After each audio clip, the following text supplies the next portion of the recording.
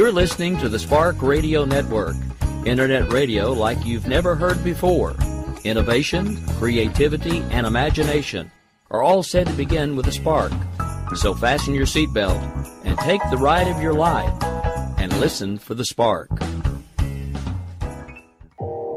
You are listening to KLRN Radio, where liberty and reason still reign.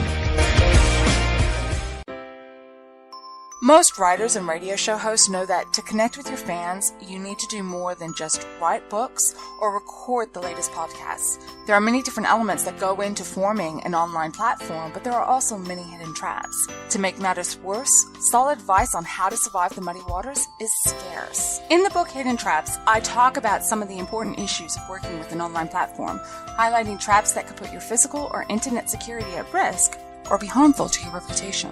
Are your social media posts just links with a few disjointed words, making you look like someone who can't complete a sentence? Did your new website cost you more than you anticipated? Are you leaking your personal contact details across the web without even knowing it? Then you need Hidden Traps. Hidden Traps is now available in paperback and ebook from a variety of retailers, including Amazon, Barnes & Noble, and Kobo. Visit blackwolfpublications.com for more details. If you're 85 or younger, would you like peace of mind and comfort for your family? We're Final Expense Direct with an urgent message for you. The average funeral today costs over $8,000, but the most you'll get from government benefits is $255. How will your family pay the difference? We can help. Our senior plans start as low as just $1 a day and pay up to $30,000 for a funeral and other final expenses. Peace of mind is easy. There's no medical exam. You'll have lifetime coverage, and your plan can't be canceled as long as you pay your premiums. Call now for free information about our senior plans. Answer a few simple questions and receive approval right on the phone. Plus, call right now and we'll give you a discount prescription card for free. Call 800-553-8687. That's 800-553-8687. Again, 800-553-8687. KLRN Radio has advertising rates available. We have rates to fit almost any budget. Contact us at advertising@klrnradio.com.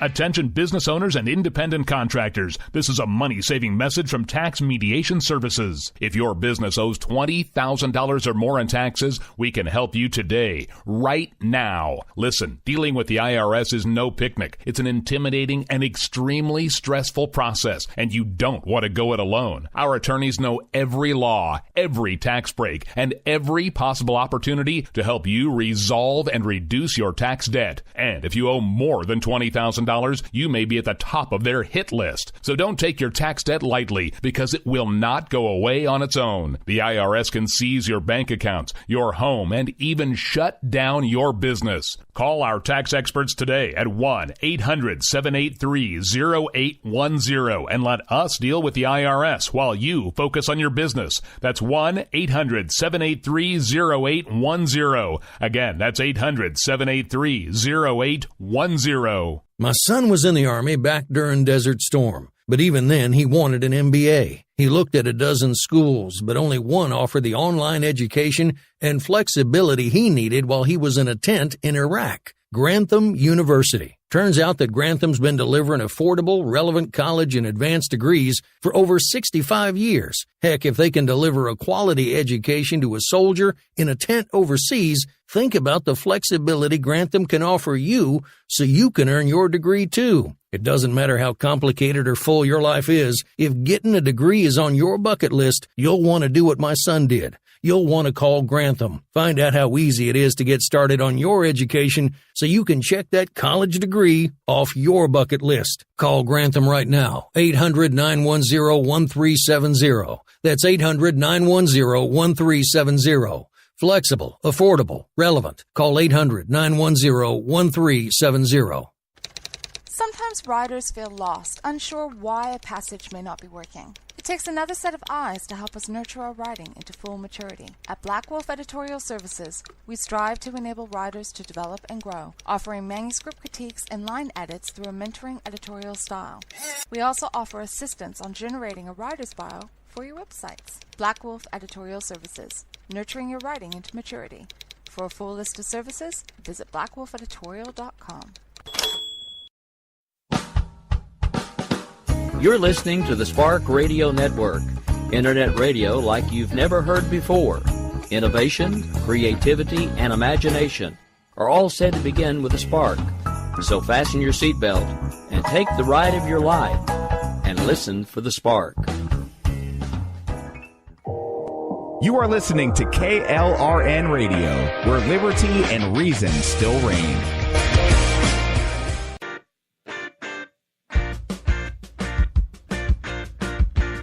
My name is Jessie, and I'm proud of the life I have, surrounded by military and aware just how big the world really is. I have a unique perspective on life and the world around us. If you're willing to listen, I'll tell you how I see it, and I won't pull any punches. This is my POV, which stands for Point of View.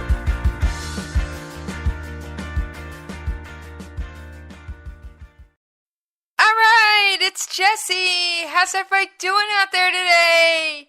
Yes, I miss you when we're not talking. But I got somebody else with me that I'm talking with tonight. How you doing tonight, Justin? I'm doing pretty well. Thanks for having me back on. Anytime, you know that. Usually I'm going, when can you come back? You don't even have to ask. I'm going, come back, come on. Well, I'm happy to be here. Oh, I will say, when I have you on, it does three things. One, it gives my listeners an outstanding mind with more of a traditional background in the subject matter than I have. It gives me someone to bounce these topics and ideas off of. Yeah. And I got to admit, it makes my show prep a little bit easier. Well, good. I'm glad. So, do you have a topic you want to lead off with tonight? Well, I thought maybe we could start with the biggest news story that I saw today, which is about the Russian journalist. Did you catch this story? I touched on it last night, but that's when everybody still thought he was dead. Yeah. So today there was a huge revelation in this story. So yeah, as you mentioned last night, he was reported to have been shot dead. This is a Russian journalist who's been kind of critical of the Kremlin, and he was supposedly shot dead on his way back to his apartment last night. And then today he shows up alive at a news conference, and apparently they completely faked his own murder. Okay, first of all, is somebody feeding the Ukrainians a spy novel to emulate? It certainly sounds like one, right? I mean, that's like ripped straight from the pages of a some sort of suspense thriller. I mean, really, just yeah. And the Ukrainians did it so they could catch the person who was trying to kill him. Right. So as best I can tell, the story is that there was an assassination plot against this journalist that the Ukrainian government picked up on, and so they warned him about it, and they faked his death until they caught the guy. And apparently they caught him, and he's in custody now, and so they now brought him back to life, essentially. Yeah.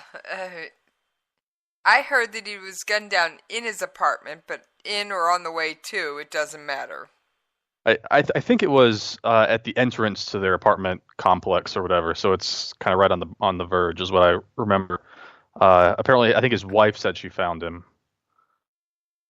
Yeah, I feel sorry for his wife. Oh, very much so. Although you do kind of have to wonder, if she found him bleeding out. Even she thought he was dead. Yeah, so I'm curious how they manage that. All I can say is, who runs special effects over in the Ukraine? I don't know, but it's a wild story. Okay, first of all, this wouldn't be the first time Russia has tried to take out a journalist. Or has taken one out. Right. I mean, there's been a couple cases in the past. There was one just a year or two ago of a journalist who... And it was like right outside the Kremlin. Yeah. Yeah. I don't remember the names, but there were a couple that were assassinated outside the Kremlin. There was one in Kiev a couple years ago in Ukraine. I feel like there was another one, too, I'm forgetting. So this would not be the first time that somebody had put out a hit on a critical journalist. No, it wouldn't be. And it's one of those things. There was another one that about a month ago died after falling off his balcony.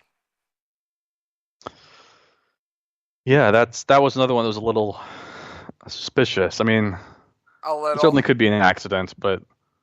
A little. I mean, it's just one of those things. Come on, there's only so many coincidences that you can have before it's a pattern, Justin.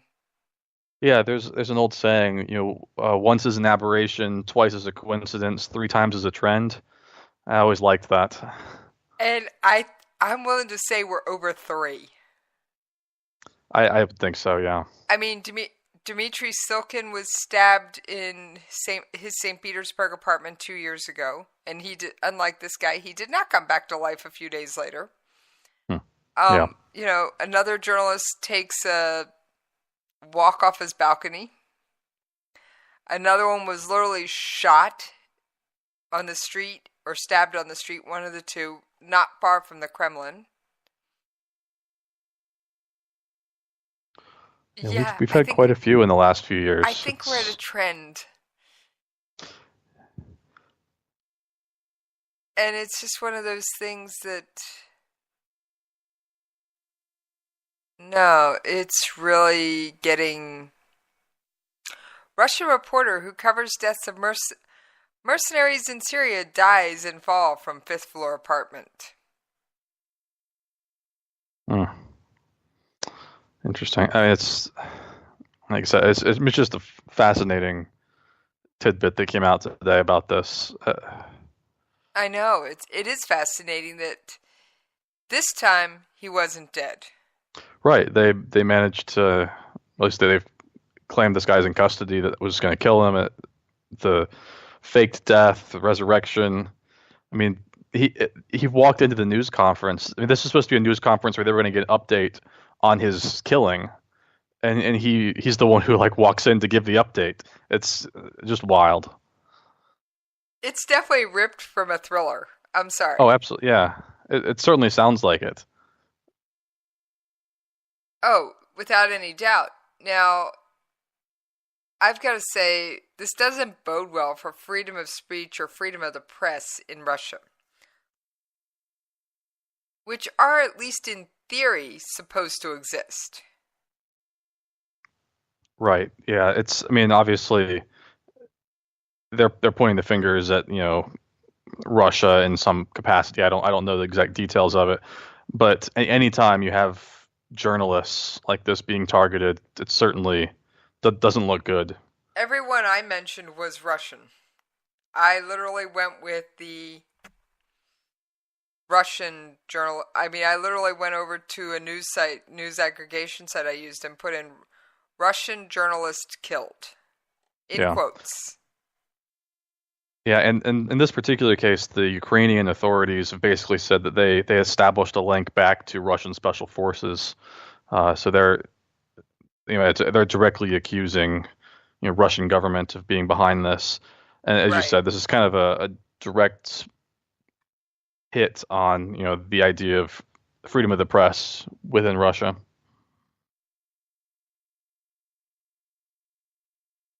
And then there was Russian journalists attacked while investigating secret burials of soldiers believed to have been killed in the Ukraine. Now that was 3 years ago. Russian TV anchor slain.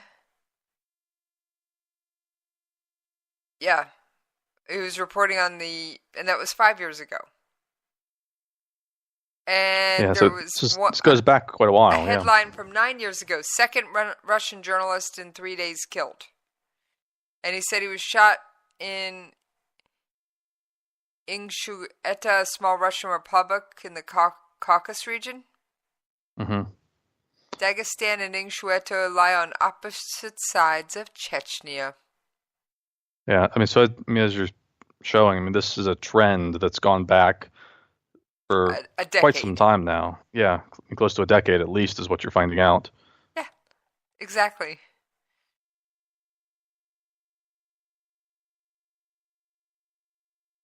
And it's one of those, it always seems to be the anti-Russian or anti-establishment ones. Mm-hmm.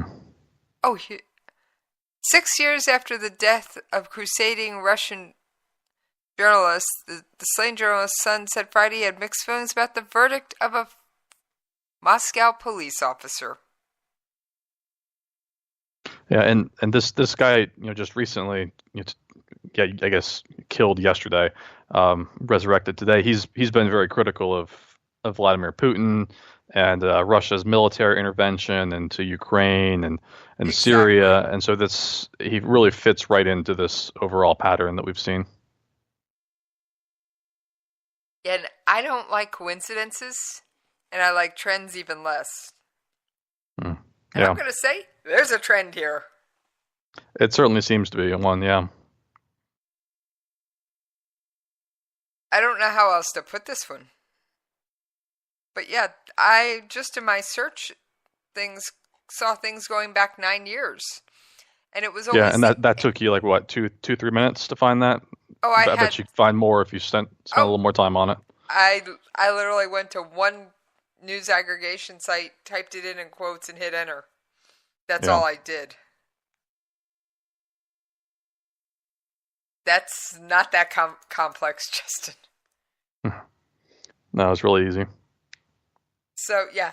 Russia doesn't like its journalists. At least not unless they're willing to toe the party line. Quite literally. Yeah.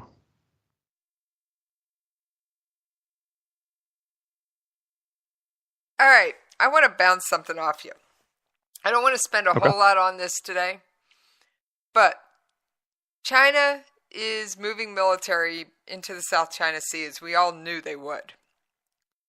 Yeah, they've been militarizing that region for a while now. All right. Then you have Iran acting a fool. They're threatening to start enriching uranium. They're wanting to do more missile tests and rocket tests. They're wanting to keep part of the Iranian nuclear deal, but get rid of it at the same time. Mm-hmm. Womp womp. Then you've got China's little brother, North Korea, just causing the biggest international ruckus it can. I am seriously sitting here looking at all this. And I don't want to get into the whole North Korea summit. Is it on? Is it off? Is it going to happen?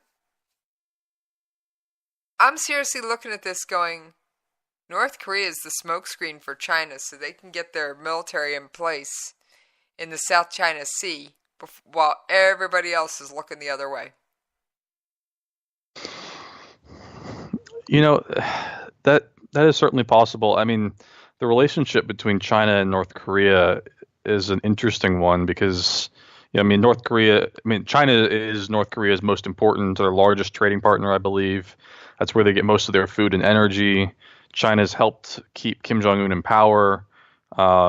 They've opposed, sanctions on North Korea that, the United States and other Western countries have tried to put on them. But it's become complicated in the last few years there, especially with Pyongyang kind of ramping up their nuclear tests, and that the relationship has just gotten a little more complex. And so you're right. There's some question as to what's really going on here, especially with North Korea starting to get a little chattier over the last 4 or 5 months or so. And China was the very first stop that Kim Jong-un made when he's started to leave his country. It was the first time, at least as an adult, that he'd ever left North Korea, and he apparently went to China to talk about something. And so this is a very fascinating relationship, and you have to wonder kind of how it fits into kind of China's larger plans for that area, especially as you mentioned that they're kind of moving into the South China Sea. They clearly have something that they're playing towards here, and how North Korea kind of fits into those plans is certainly kind of curious. Because on one hand, as you said, it could be a smokescreen issue, but it also, they don't want someone with nuclear powers like Kim Jong-un on their border either. But it acts as a nice buffer from South Korea and the United States in the West, so they kind of like having a little bit of a buffer there. It's just there's a lot going on there right now. Now, somebody told me that it was a smokescreen for what's going on here in this country, and I'm like, no. It's not going to be a smokescreen for U.S. politics. I think that's unlikely. But I don't see it. I mean, there is some precedent in the world for trying to shift focus, away from domestic problems by creating a foreign enemy, right? There's this whole theory in political science about this, and it's this idea of trying to turn the public's attention outward instead of inward, where there's a lot more disagreement, and especially if you have economic problems going on. It's about taking advantage of the rally around the flag effect, where it's the idea if you have a foreign enemy, the people tend to come together and ignore domestic problems, and so that idea does exist out there. Yeah, I think look what happened after 9/11. Yeah, right, and so that's kind of I mean, that wasn't intentional, obviously, but that's a good example of how having a foreign enemy brings people together, because in those first 6 months or so after 9/11, and it spiked again when we invaded Iraq, Bush's approval ratings were sky high. I mean, I think they were the highest that any president's ever had since we started tracking this. And so that's kind of a natural example of foreign enemy equals public approval. The people stop fighting, they come together, there's more patriotism, that sort of thing. And so the idea is, well, if that happens when things happen kind of naturally or accidentally, is there a way for leaders to kind of take advantage of it and manufacture a foreign enemy? And so I assume that's what whoever you were talking to, I assume that's what they were trying to reference, is that the U.S. is trying to do this. I think that's very unlikely here, because, well, North Korea isn't a manufactured threat, right? I mean, this is someone that has blatantly threatened the United States. I also don't think it's necessarily a big enough ordeal to distract from what's going on here. That said, I mean, I'm sure if it does distract, I'm not saying, I assume President Trump would like that to help bring people together, but I don't think that's what's going on. I also don't think that North Korea is actually going to negotiate away their nuclear weapons. I mean, I think from their perspective, I feel like they'd be fools to negotiate that. I mean, they have no real incentive to do so. Justin? Towards my country, DPRK. Pressure or sanction will never work on my country. The DPRK will never, under any circumstance, put its nuclear deterrence on the negotiating table. That was a North Korean diplomat to the United Nations speaking. And they don't speak out of turn.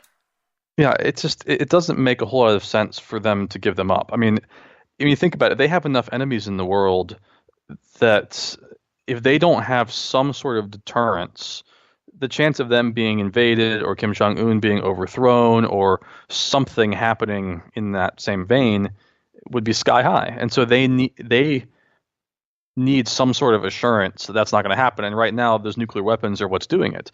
Nobody is going to invade North Korea for fear of having nukes launched at them. Not South Korea, not Japan, not even probably China and the United States, unless we could find some way to disable their weapons first. And it'd be very, very difficult. So those weapons are acting as I mentioned earlier, a kind of a buffer for them as a form of deterrence against other countries putting pressure on them from the outside. I think they'd be fools to put that on the negotiating table unless they got some sort of massive concession out of it, and it'd be hard to imagine what that would be, at least right now. I don't see them denuclearizing. And no. I will say North Korea did the fastest we're going back on our word I've ever seen. We had all these promises at the Panmunjom summit with South Korea.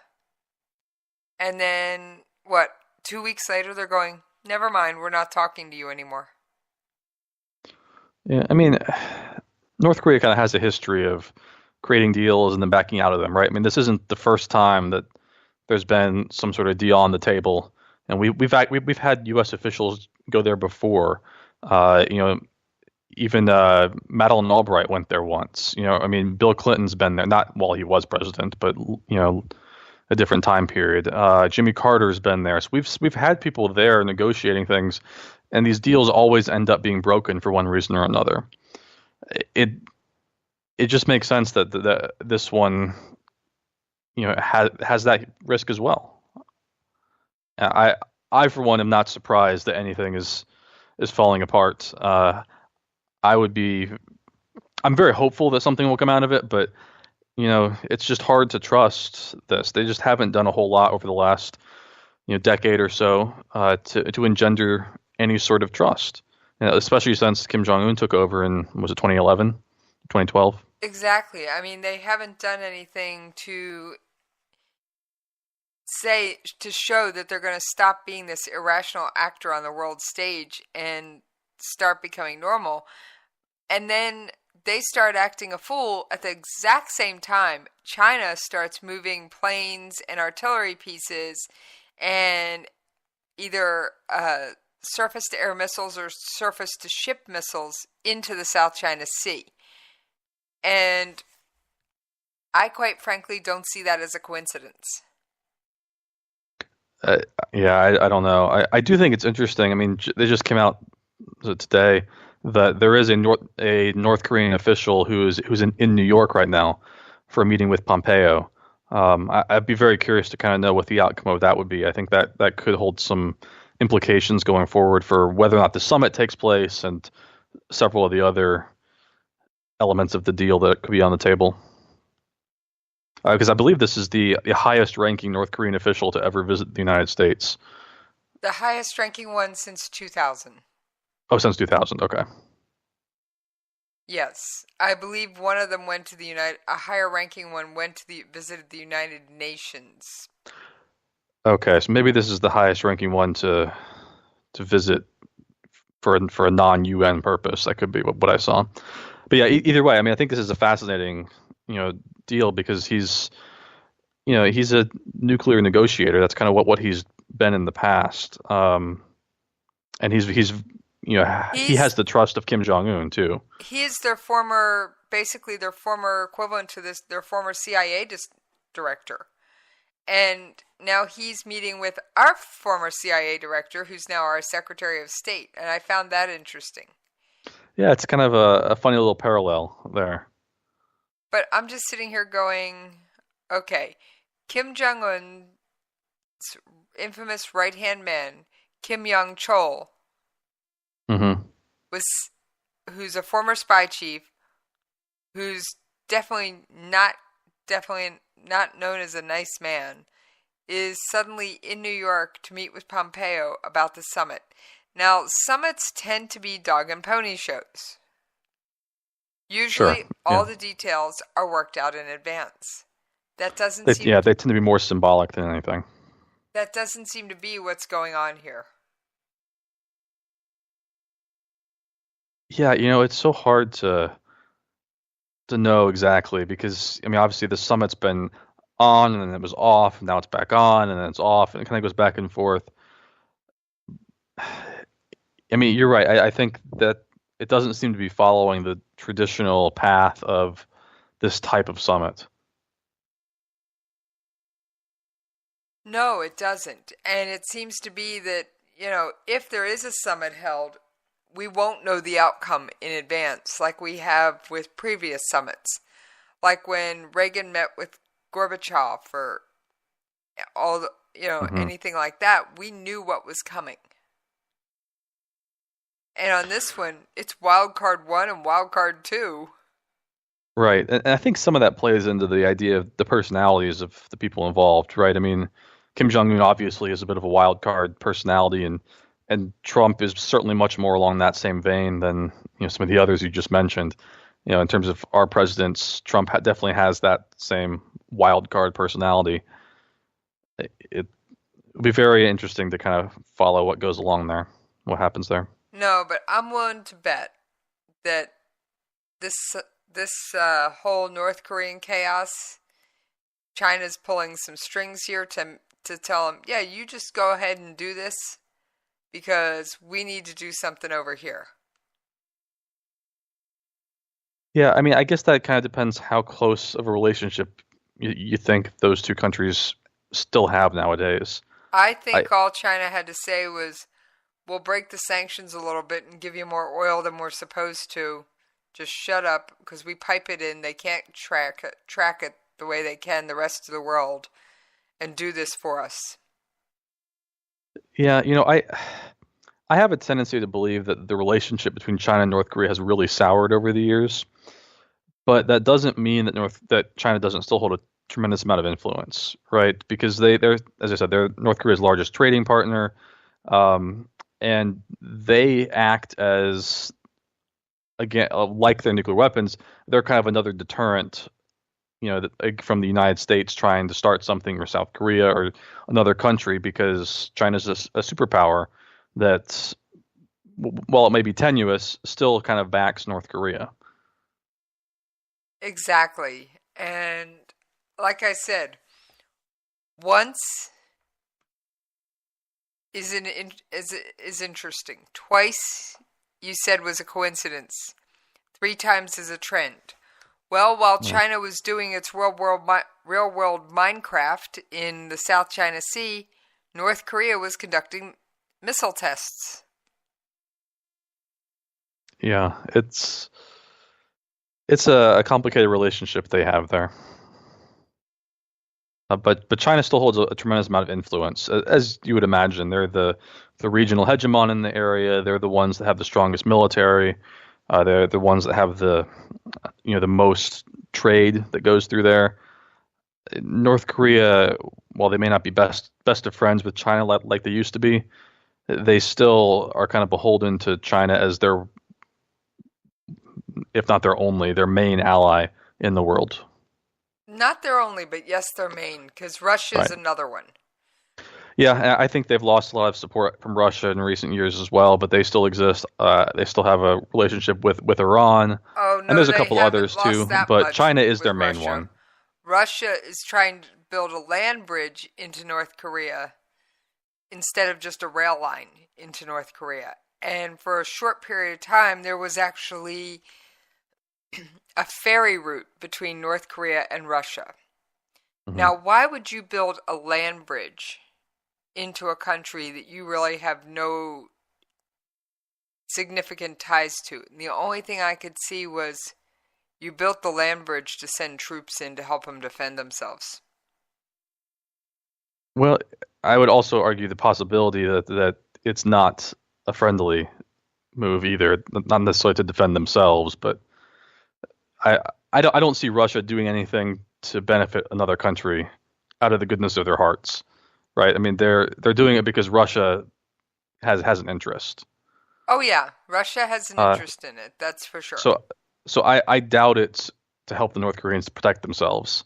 I suspect it's, the Russians see some value in North Korea surviving, or in having some sort of influence on that peninsula, and that's why they're interested. But what specifically they're looking for, I don't know. But Russia isn't the type of country that's just gonna run around and do that sort of thing. It's not who Putin is. He's ex-KGB, chief strategist, the chess mastermind type personality. He's not building a land bridge just to help people defend themselves. He's got some ulterior motive there.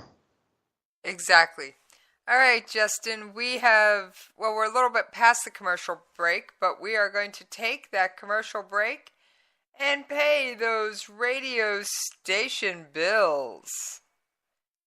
And we will see you on the other side.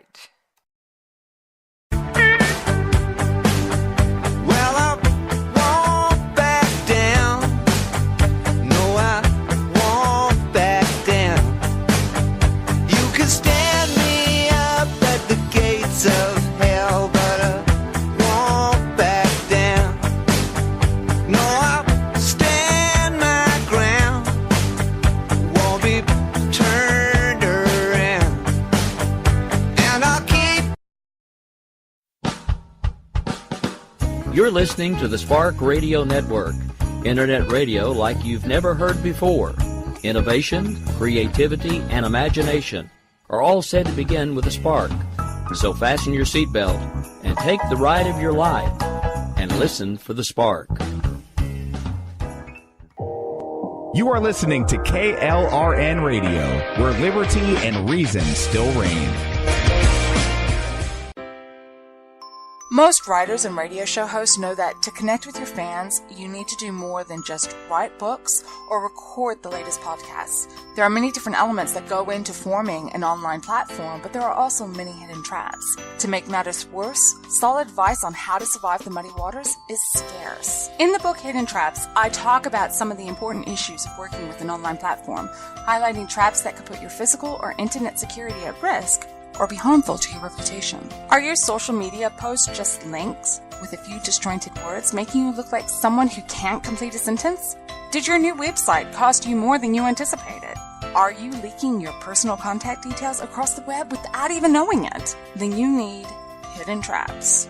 Hidden Traps is now available in paperback and ebook from a variety of retailers, including Amazon, Barnes & Noble, and Kobo. Visit blackwolfpublications.com for more details. If you're 85 or younger, would you like peace of mind and comfort for your family? We're Final Expense Direct with an urgent message for you. The average funeral today costs over $8,000, but the most you'll get from government benefits is $255. How will your family pay the difference? We can help. Our senior plans start as low as just $1 a day and pay up to $30,000 for a funeral and other final expenses. Peace of mind is easy. There's no medical exam. You'll have lifetime coverage, and your plan can't be canceled as long as you pay your premiums. Call now for free information about our senior plans. Answer a few simple questions and receive approval right on the phone. Plus, call right now and we'll give you a discount prescription card for free. Call 800-553-8687. That's 800-553-8687. Again, 800-553-8687. 687. KLRN Radio has advertising rates available. We have rates to fit almost any budget. Contact us at advertising@klrnradio.com.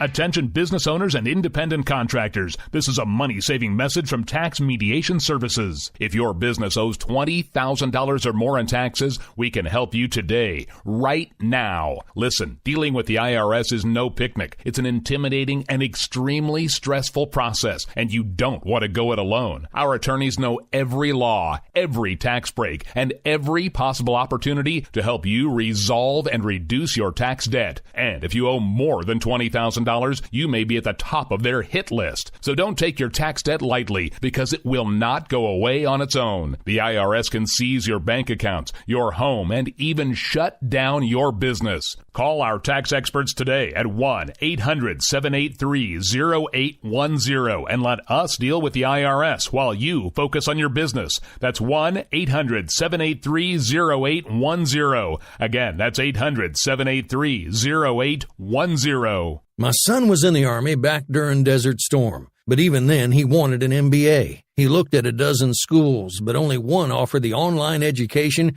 and flexibility he needed while he was in a tent in Iraq. Grantham University. Turns out that Grantham's been delivering affordable, relevant college and advanced degrees for over 65 years. Heck, if they can deliver a quality education to a soldier in a tent overseas, think about the flexibility Grantham can offer you so you can earn your degree too. It doesn't matter how complicated or full your life is. If getting a degree is on your bucket list, you'll want to do what my son did. You'll want to call Grantham. Find out how easy it is to get started on your education so you can check that college degree off your bucket list. Call Grantham right now, 800-910-1370. That's 800-910-1370. Flexible, affordable, relevant. Call 800-910-1370. Sometimes riders feel lost, unsure why a passage may not be working. It takes another set of eyes to help us nurture our writing into full maturity. At Black Wolf Editorial Services, we strive to enable writers to develop and grow, offering manuscript critiques and line edits through a mentoring editorial style. We also offer assistance on generating a writer's bio for your websites. Black Wolf Editorial Services, nurturing your writing into maturity. For a full list of services, visit blackwolfeditorial.com. Well, I won't back down. No, I won't back down. You can stand me up at the gates of hell, but I won't back down. Thank you for hanging in there with us while we paid those radio station bills. Well, Justin, we got about 20 minutes left, and I think there were two other topics we had on our list. Yeah, why don't we start with the obviously always ongoing issue in Israel-Palestine. Oh, Israel and the Gaza Strip, yes. Yeah, there was some news out of there today that says they are entering a kind of an unofficial ceasefire with Hamas, which is one of the Palestinian terrorist groups there. Right. And they had their largest exchange of fire since the 2014 war. Yeah, we're talking more than 100 launches of missiles and mortar fire and rockets from Gaza, and then the IDF then responded with I don't remember how many, but around 50, I think, airstrikes on various targets. So it's been pretty intense for a couple days. Oh, it's been more than a little intense, I'm sure. I mean, from what I heard, there may have even been a couple of Israeli soldiers killed in this one. There was, it was a run-up to... the violence resembled the run-up to past wars. Palestinian militants would fire rockets and mortar rounds into southern Israel. And then Israel would go, yep, we're coming and back at you. Here come the planes. Yeah, I mean, the planes hit dozens of various targets in the area because there were, like I said, there were over 100 of these mortar launches, including several that landed in civilian areas. I saw the story, the one that landed in the yard of the kindergarten. I was going to say the kindergarten. That's exactly where I was going. Yeah, I saw the photo, and it's just, that's just terrible. I mean, you can't, that's inexcusable, and so Israel responded with their launches as well. These kind of retaliatory strikes, I guess you'd call them. And then people scream at us for, quote, beating up on the Palestinians. And again, my heart goes out to that average Palestinian who is... Yeah, I mean, you have to think of the citizens there as being victims, right? I mean, they really are. They have to be. Absolutely. I mean, and the thing is, too, I mean, we talk about, Hamas being elected into power, and they were, and so that's a hard thing to defend when you elect a terrorist group. But, they won with, something like 40% of the votes. right? I think it was like 41% or something to that effect. So it wasn't even like it was the majority of people because the way their elections work, it was split among multiple parties. So most people there did not vote these people into power. They're victims that are being used and manipulated, sometimes even being used as shields, as we saw in some of these protests, and we've seen plenty of times in the past. And they're really being brutalized through this. I mean, a lot of the aid is being poured into tunnels and weapons instead of being given to the people and helping them with some of their struggles and economic issues. I mean, Hamas has really devastated a lot of that community. They have. I mean, like you said, it's really sad. Your heart kind of goes out to them. It does. It does. Now, I have no sympathy for Hamas. I have sympathy nor should you. For the average person who is caught up in this. Now, here's the thing. I'm worrying. There was that flare up. There's that uneasy calm. I'm sitting here going, okay, so we're in the walking on eggshell stage. Mm-hmm. And I will say, good old Nikki Haley. I love having her at the UN because we blocked and issued an ultimatum to the United Nations, reform the UN Human Rights Council with a view easing its criticism of Israel or face an American walkout. Mm-hmm. And that's no small thing. No, especially as the U.S. is one of the 5 permanent members of that Security Council. That's a pretty big deal. Yeah, the United States is a permanent member to the Security Council, and the Human Rights Council puts Israel higher on the list of human rights abusers than Iran and Syria. Yeah, I mean, that's massively embarrassing. It's got to be one of the most embarrassing things that's come out of out of the whole international law community is the way that they treat certain countries hypocritically like this. It's absurd. That I mean, there's no way you can count Israel as being anywhere close to some of these other countries. I'm not saying everything Israel's perfect. I'm not saying they handle everything well. I know they've screwed up plenty, just like lots of countries. But every country's they're not even in the same stratosphere as things that have happened in Iran or even Saudi Arabia, which actually headed some of the Human Rights Council stuff, or North Korea. It's ridiculous that Israel is put anywhere close to those countries in terms of human rights issues. I mean, to this day, Israel is the one place in the Middle East where you could be homosexual and open about it and out in society, and they're religiously diverse. You can have all different kinds of religious faiths that live some tension, sure, but live in peace without being attacked and persecuted. They're wildly free, especially when you compare it to what happens in the rest of that region. Exactly. I mean, it's one of those things that how do you put Israel on the same playing field as Syria and North Korea?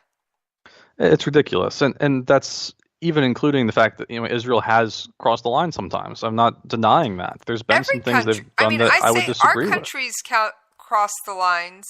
Sure. I mean, because we interred Japanese. And it's just one of those things. Time out. Yeah. It's ridiculous. I mean, it's embarrassing that the UN has done this, and I don't quite know why. It's really hard for me to understand the rationale even behind it. But it's just embarrassing. It really is, and I'm sorry, I don't get it.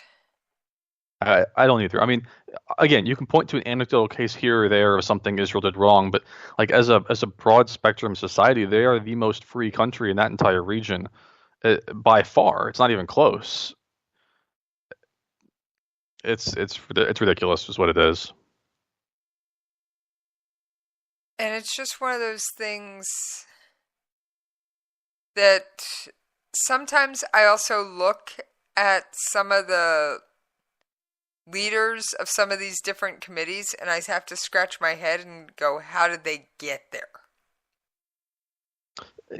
Yeah, it's been weird. The Saudi Arabia kind of heading up one of the committees on human rights was always a weird one to me, considering their justice system still involves public executions, chopping off hands of thieves, stoning, and not to mention that there's, it's illegal to, engage in homosexuality and some of these other things that you just women are just yeah. now. I mean, yeah, the treatment of women, particularly in certain areas of Saudi Arabia, it's really difficult to understand how a country like that was put in charge of this particular committee. Now, obviously, Saudi Arabia has made some big steps forward in recent months. We've actually talked about this on your show, but behind this crown prince, they've taken some steps in the right direction. Since we went there, there's actually been some suspicions that Crown Prince Mohammed bin Salman is dead. There are rumors. You mentioned that off air. I hadn't heard about that. Could you elaborate? Yeah, no problem. He was at the palace, blah, blah. There was gunfire, and he wasn't seen for like 15 days. Now, they've released some photos and some video of them, but there's no definitive timestamps. And also, Saudi Arabia has been arresting women's rights activists. Yeah, I did see a headline about that. They've had several of those that have been arrested, right? Yes. And it's one of those, okay, so what's going on? Mohammed bin Salman was the biggest push behind all this. Right, yeah, he's been the one kind of pursuing a lot of these reforms. Exactly. And not everybody's on board with this. I mean, this is radical. Yeah, especially for that country, it's been a pretty big change. He obviously does have some support, but there are a lot of the more puritanical religious leaders in the country who have been very upset by it. Exactly. I mean, there are Saudi royals in exile and things like that who are saying that Mohammed bin Salman needs to be removed from power, that Mohammed bin Salman needs to be executed. And then there was this gun battle at the palace, and Mohammed bin Salman wasn't seen. Now, he did do something else that I thought equally amazing. Saudi Arabia now has movie theaters again. Mm-hmm. Yeah. And that was just, wow. And it's just, and then he disappeared from sight for almost 3 weeks. Now, believe it or not, Mohammed bin Salman is working towards outlawing sexual harassment in Saudi Arabia, and that would be another huge step. Yeah, I mean he's made quite a few of these. Some smaller, some big steps. He was reportedly behind the push for women being able to drive again, which I think kicks into action soon. He's really made some pretty big steps in that direction recently. The sexual harassment thing would be a huge step forward as well. Basically, there's unconfirmed reports that Mohammed bin Salman was wounded or killed in an attempted coup on the 21st of April. Now, is that the same as didn't they report that they had shot down like a drone? They got too close. Wasn't that? There was something. I don't remember. There was something, but unconfirmed reports that King Salman was evacuated during the attack to a bunkered or nearby military base. There was, his last appearance was during a meeting with the royal family of Spain, and that was on the 12th.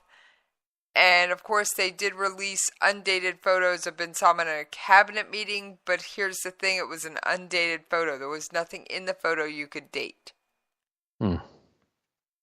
And just like the video they released, it could have been any time. Yeah. So, Now he's the son of the current leader, correct? The king. He's the Crown Prince. And he's pretty young as well, if I remember right, isn't he? He's Yes. like low 30s. Yes.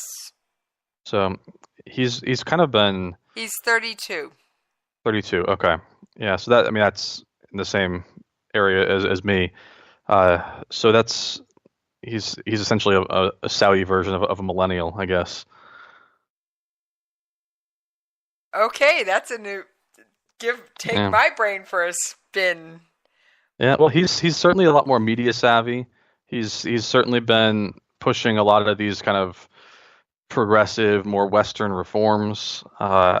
It's been very fascinating. I'm curious to follow the story. I said I hadn't heard of this report that he hadn't been seen, so I'll have to look into that. Yeah, it's a little old, but it's one of those things that when they start pushing this, you wonder how strong is the Crown Prince. Mm-hmm. And that's just one of those things. All right, we are almost out of time. I got one last question. I did not tell you I was going to ask you this one. Uh-oh. It's okay. It's an opinion question. Okay. Shoot. Memorial Day. Mm-hmm. What drives me crazy every year is Happy Memorial Day. Memorial Day is not New Year's. It is not Valentine's Day. It is not Easter. It is not Thanksgiving. Do you think that the word happy belongs in front of the words Memorial Day? You know, I mean, obviously, I don't think it's necessarily the best word choice. Personally, I don't have as much of a problem behind it because I think people generally mean well by it. I don't think it's meant to be, rude or harmful. No. But I do think it kind of speaks a little bit to a general ignorance as to what the holiday is really about. Especially here in, Memorial Day has become this almost like a 4th of July type celebration, right? Where people grill out and that sort of thing. And so I think people tend to treat it similarly. I guess I would say I'm not like offended by it or anything. I think people mean well when they're saying it, but it's certainly a little, let's see, what's the right word? Not as, how about inconsiderate to the families of the fallen? Yeah, I mean, I suppose so. I don't think it's, I guess inconsiderate's not a bad word choice there. I think that's probably fair. It's reverent. That's the word I was looking for. It's not like a reverent way to wish somebody to wish somebody that on those days. It's just like I said, it's a day to remember the fallen, right? So it's a day to remember people who have died. Literally, I think people tend to mix it up with Veterans Day and Armed Forces Day as well, and they don't really understand the distinctions between the three. Thank you. And it's I don't get offended. I think people mean well by it, but it's certainly a little. It's not thoughtful. It's not a thoughtful response to how you go about honoring the people who have died while serving. And sorry to absolutely spin you off guard, but I absolutely got into a debate with someone online over the Memorial Day weekend who told me, well, it's the same as Veterans Day or 4th of July. And I'm sitting here going, oh, no, you didn't just go there. Yeah, I mean, obviously they're related, right? Because the idea of people who died while serving is so that we can be free, right? And that's a wonderful thing. But it's not the same thing. It's not the same, right? They're related, and I understand where people come from on it, but the focus is different, right? I mean, they're all related. They're all similar in the sense of celebrating those who have fought, and in this case died, for our rights, for our right to be free, for the various things that we can enjoy here in this country, and that, in a sense, is something to be celebrated. And I totally get that. But Memorial Day is the focus there is about this reverence surrounding those who did die specifically, whereas, say, Veterans Day is, all military veterans, not, focused on the ones who died. And so while that relationship does certainly exist, and I can see where people get to it, from Memorial Day being similar, this is this specific holiday that's designed to be a little bit more reverent, and designed to be a little bit more thankful, I guess, for those who made the ultimate sacrifice.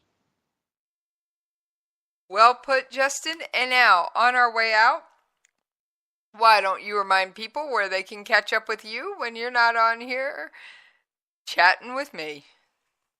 Absolutely, yeah. So hit me up on Twitter. I have an account there. It's Justin R_Kinney. You can contact me there whenever you'd like. I also have a Facebook page that's J. Robert Kinney, and that's the reason I go by that is that's my author name when I write fiction novels. You can check me out on that. Check out my book Precipice, and yeah, you can hit me up on both of those. Follow me. I appreciate it. And you can follow me on Twitter at Radio Host Jesse, and you can email me at the station at jessespov@klrnradio.com. We're gone.